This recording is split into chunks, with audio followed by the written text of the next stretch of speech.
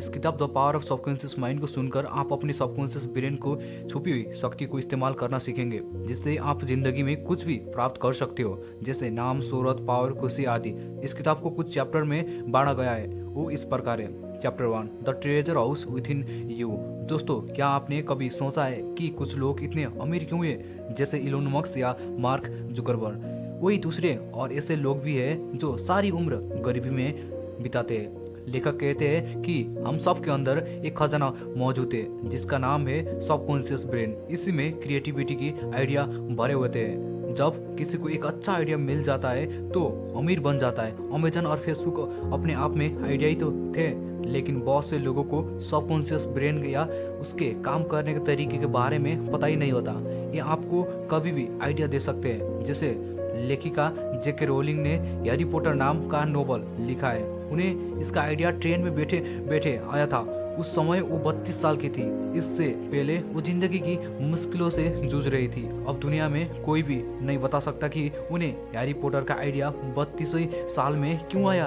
अगर 25 साल में आया होता तो कितना अच्छा होता, वो जल्दी अमीर बन जाती। तो दोस्तों, इसीलिए लेखक ने कहा है कि हमारे दिमाग में आइडिया का खजाना है, लेकिन उस तक कैसे पहुंचना है उसका किसी को पता नहीं है। कुछ लोग जाने अनजाने में वहां तक पहुंच जाते हैं, लेकिन इस किताब में हम पढ़ेंगे कि आप सबकॉन्शियस को कैसे नए आइडिया देने के लिए प्रोग्राम कर सकते हो। उसके अपार शक्ति का इस्तेमाल करना भी सीखेंगे।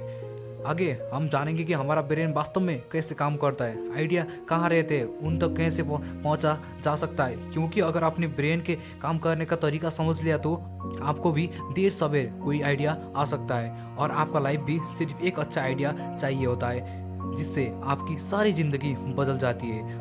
आप नाम, फेम और मनी सब पा लेते हो। इसलिए बुक के सभी चैप्टर को अच्छे से समझिए। Chapter 2, how your mind work. काम करने के नजरिए से हमारे दिमाग के दो भाग होते हैं, conscious brain and subconscious brain. Conscious brain का एक हिस्सा हमारे कंट्रोल में होता है। हम जागते हुए जो भी देख, सुन और समझ पा रहे हैं वो कॉन्शियस ब्रेन की वजह से ही हो रहा है। जब हम सो जाते हैं तो ये भी सो जाता है। सबकॉन्शियस ब्रेन का ये पार्ट हमारे कंट्रोल में नहीं होता। जब हम सो जाते हैं ये तब भी जागता है। सपने आते हैं इसी की वजह से।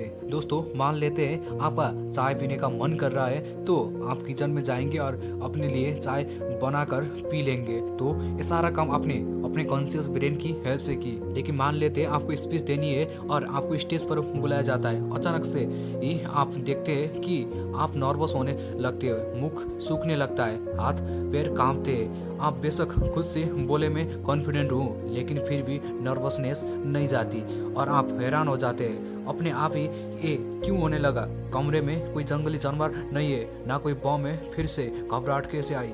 तो दोस्तों, इसकी वजह आपका सबकॉन्शियस ब्रेन ही है। आपका कॉन्शियस कहता है कि कोई डेंजर नहीं है, लेकिन सबकॉन्शियस कहता है कि खतरा है। वास्तव में वो ये सोचता है कि सब लोग आपको ही देख रहे हैं। आपने कुछ गलत बोला हो तो क्या होगा, स्पीच अच्छी नहीं गई तो क्या होगा, आदि आदि। ये सब विचार आपके कंट्रोल में नहीं होते और आपके कॉन्शियस को इनका पता ही नहीं चलता। तो इस एग्जाम्पल से आप समझ गए होंगे कि हमारा सबकॉन्शियस हमारे कंट्रोल में नहीं होता। ऐसा लगता है कि वो अपनी मर्जी से या ऑटोमेटिक तरीके से काम करता है।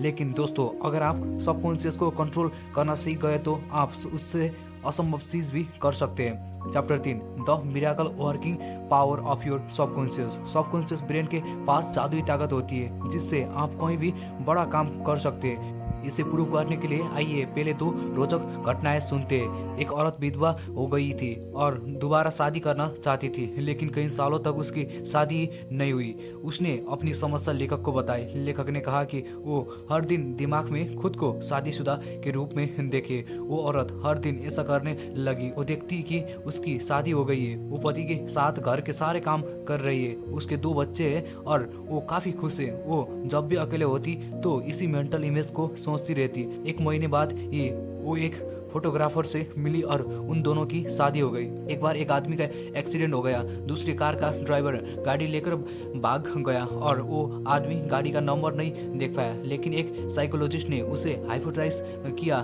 तो उसने गाड़ी का नंबर ठीक ठीक बता दिया। तो दोस्तों, इन दोनों एग्जाम्पल से सबकॉन्शियस की ताकत का पता चलता है। पहले एग्जाम्पल से ये पता चलता है कि कॉन्शियस होकर जैसे भी सोचते हैं उसे हमारा सबकॉन्शियस मान लेता है और उसे पाने की कोशिश करता है। इसीलिए आप भी कॉन्शियस ब्रेन से हमेशा पॉजिटिव सोचें, इससे आपका सबकॉन्शियस भी पॉजिटिव सोचने लगता है। दूसरी एग्जाम्पल से पता चलता है कि सबकॉन्शियस के काम करने का दायरा बहुत बड़ा होता है। मान लीजिए आप एक किताब पढ़ रहे हैं, आपका कॉन्शियस ब्रेन किताब पढ़ने में बिजी है, उसे आसपास खेलते बच्चों की आवाज़ या पंछियाँ आदि की आवाज़ भी सुनाई नहीं देंगे, लेकिन आपका सबकॉन्शियस बैकग्राउंड में चल रही हर गतिविधि को भी नोट कर लेता है। इसीलिए एक्सीडेंट वाले आदमी के सबकॉन्शियस ब्रेन ने कार के नंबर को सिर्फ एक ग्लास में ही नोट कर लिया था, जिसका आदमी को भी पता नहीं था। चैप्टर 4 मेंटल हेलिंग इन इंसिडेंट टाइम।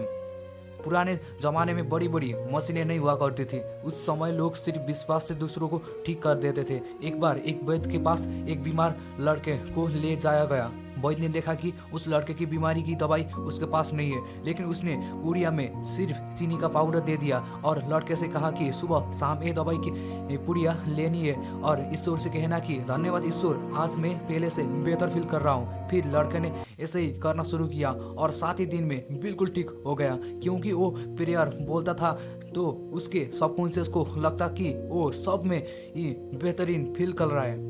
तो इस प्रिंसिपल को आप भी आजमा सकते हो। विश्वास से अगर आप एक पॉजिटिव बात हर दिन बोलोगे तो आपका सबकॉन्शियस ब्रेन उसे मानेगा। Chapter 5 mental hailing in modern time. आज के ज़माने में हॉस्पिटल में बड़ी बड़ी मशीनें होती है, लेकिन फिर भी सबकॉन्शियस की ताकत को मेंटल हेलिंग के काम को में लगा जा सकता है, क्योंकि बहुत सी बीमारियां अब भी लाइलाज है। एक बार एक व्यक्ति को पैरालाइज हो गया था। पैरालाइज की अभी भी कोई दवाई नहीं है। उस व्यक्ति को डॉक्टर के पास ले जाया गया। डॉक्टर ने उसे एक सिंपल सा इंस्ट्रूमेंट दिखाकर कहा कि ये नया इंस्ट्रूमेंट आया है, जैसे मैं इसे आपके ऊपर रखूंगा तो आप ठीक हो जाओगे। जैसे डॉक्टर ने इंस्ट्रूमेंट उसके ऊपर लगाया, उसकी जीभ हिलने लगी और वो ठीक हो गया।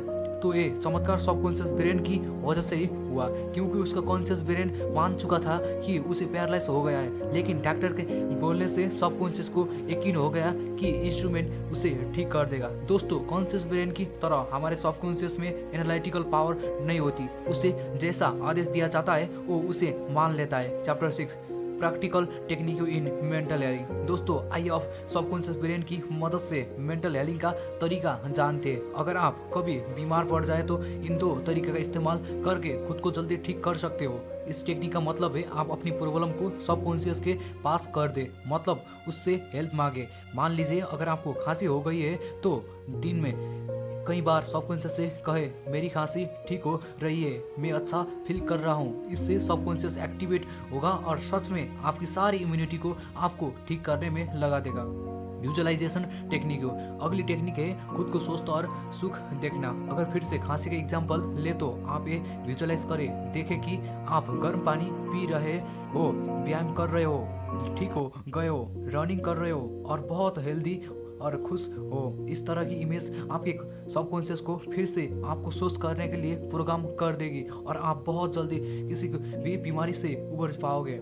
Chapter 7 the tendency of the subconscious is lifer. Subconscious brain हमेशा आपका भला चाहता है, जरूरत है आपकी उसे सही कमांड देने की। अंग्रेजी लेखक रॉबर्ट लुइस स्टीवन हर रात सोने से पहले अपने सबकॉन्शियस ब्रेन से आग्रह करते थे कि कल तक उन्हें बहुत अच्छी कहानी का आइडिया दे। जब वो सोकर उठते थे तो ऐसा ही होता था, उन्हें किसी ना किसी नया कहानी का आइडिया मिल जाता था। क्योंकि दोस्तों, जब हम सोते हैं तो कॉन्शियस ब्रेन तो सो जाता है, लेकिन सबकॉन्शियस जागता है। जैसे आपका दिल, किडनी, लाइवर आदि सभी काम में लगे तो होते हैं, सबकॉन्शियस भी सोचने के काम में लगा होता है। अब सोने से पहले रॉबर्ट सबकॉन्शियस को सिर्फ कहानी ढूंढने के काम पर लगा देते थे तो वो भी उसमें जुट जाता था। तो दोस्तों, आप भी इस टेक्निक का इस्तेमाल कोई भी आइडिया लेने के लिए कर सकते हैं। Chapter 8 how to get the result you want. दोस्तों, अगर आपको किसी भी काम में किसी भी दिक्कत या अड़चना आ रही है तो अपने सबकॉन्शियस की सहायता लेना सीखें। दिन में खुद को कई बार उस रिजल्ट को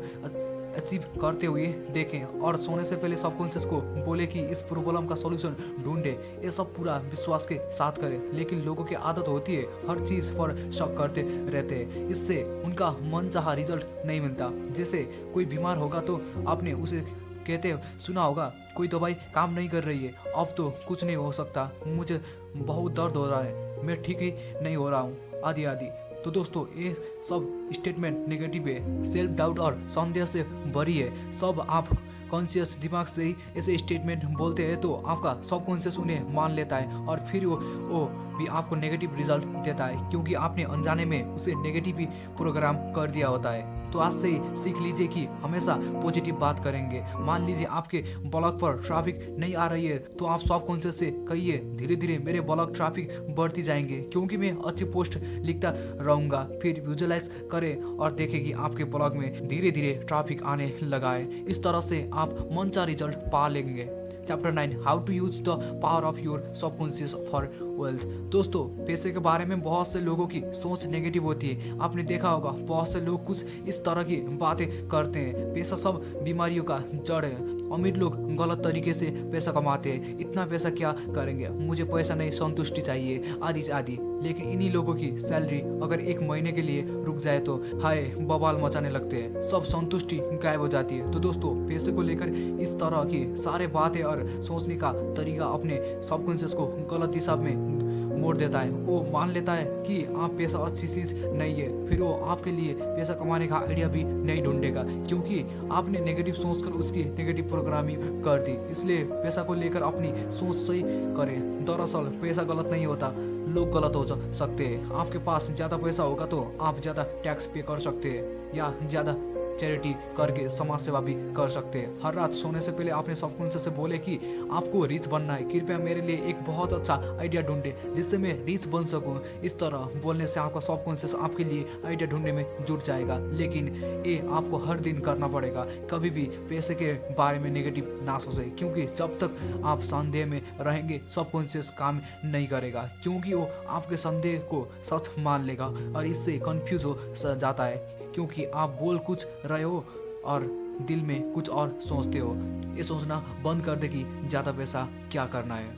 chapter 10, your right to be rich.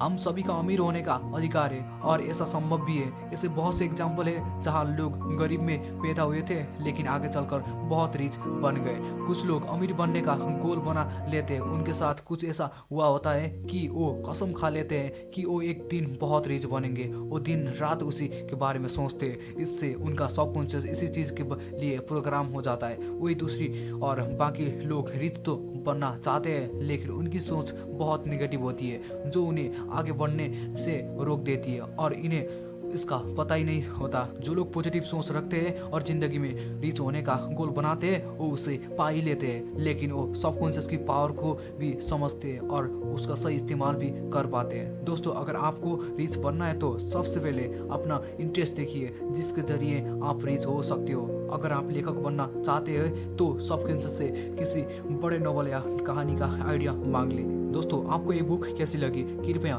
Comment box में बताएं। साथ ही ये वीडियो अपने दोस्तों के साथ भी शेयर जरूर करें।